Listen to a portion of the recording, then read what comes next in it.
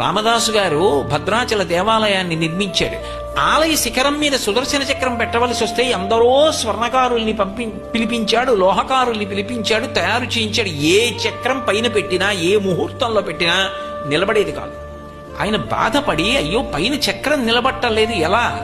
రామచంద్ర ప్రభువుని ధ్యానం చేస్తే ఆయనకి రామచంద్రమూర్తి స్వప్నమునందు సాక్షాత్కరించారు. సాక్షాత్కరించి, ఈ క్షేత్రంలో పైన ఉండవలసినటువంటి సుదర్శన చక్రం మానవ నిర్మితము కుదరదు, దాన్ని నేను అనుగ్రహిస్తాను.